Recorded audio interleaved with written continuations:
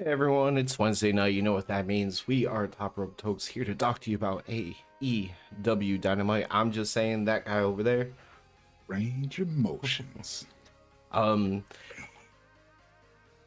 so every single week we start off by talking about our good, our bad, and the ugly from tonight's show.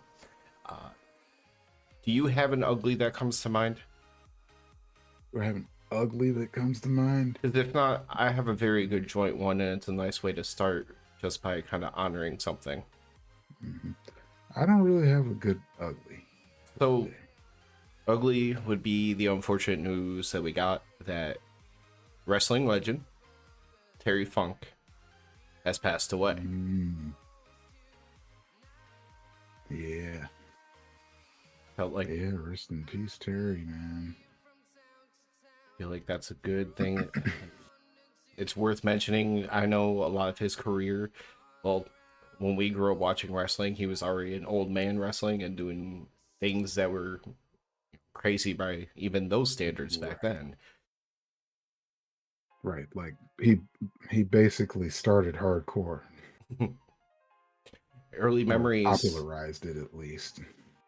in the mainstream, definitely, but hmm like early memories, like one of my like thinking back to early days of wrestling was the garbage the dumpster match, him and Cactus Jack versus the New Age Outlaws when he was going as Chainsaw Charlie. Oh yeah. Yeah. Yeah. My memories of him are vague, but we know what he did for hardcore wrestling, and it's something that we're both still very much into today, as we've been to more GCW shows than any other promotion. So I don't know. Yeah, it's still a big part of what we see, and we thank you for what you did. Your legacy and Rest your in peace. impact is going to continue on forever and ever. Yeah, thank you, thank you. So now that the ugly, the sad news is out of the way, do you know what your good is for tonight?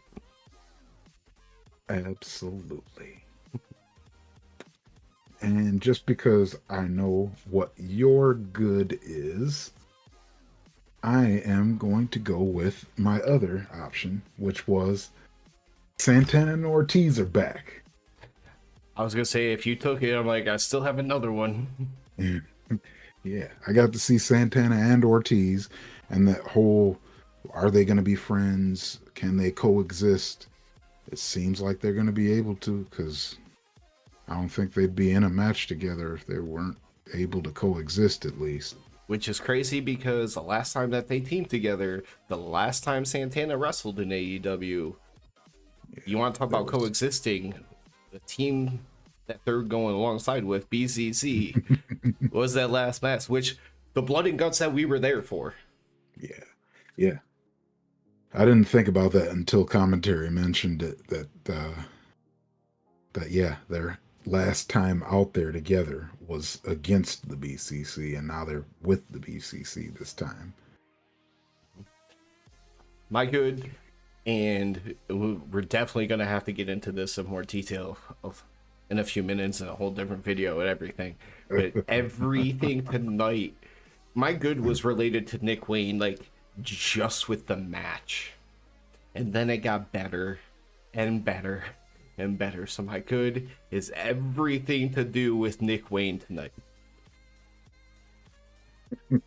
Everything to do with Nick Wayne.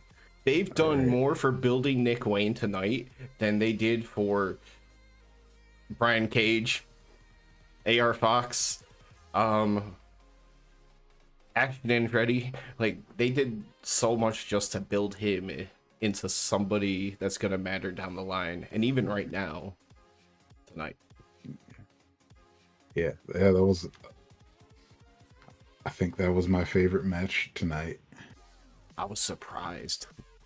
Yeah, Mox Phoenix was really good. I didn't think anything was going to be better than that, but I think I may have liked that one even a little more. So, yeah. That being said, do you know what your bad is? Yep. Um, as much as I love seeing Sky Blue get more booking on Dynamite and Ruby on Dynamite, I love both of them. You mentioned it earlier. This is a. It feels like this is a combination that we have seen a lot, and I'd like to see something else.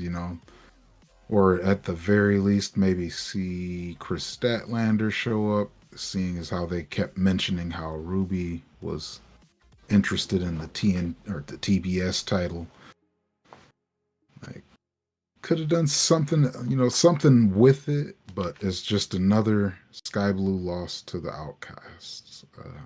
And I told you, like, when we were watching the show, I was pretty sure I saw it on Twitter/X. That AEW promoting the match was actually using a picture of Ruby pinning Sky relatively recently, and she was like, "How rude!"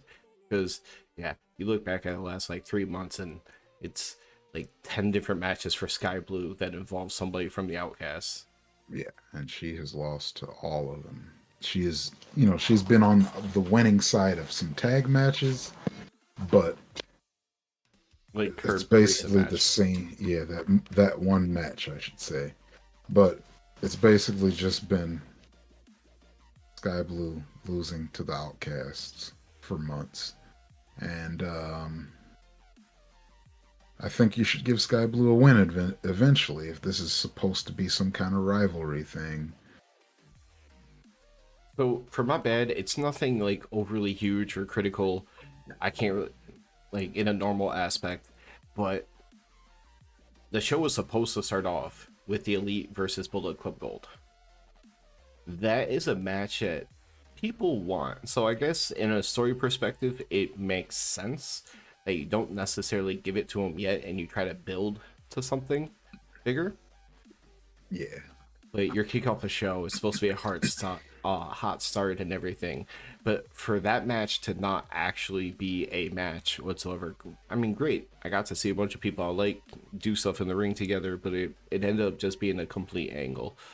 mm-hmm. I mean, Yep. that's just the best that I can come up with that isn't continuing kind of like what you were saying, which is just the general complaints of AEW's women division. Again, kind of lacking tonight. Yeah.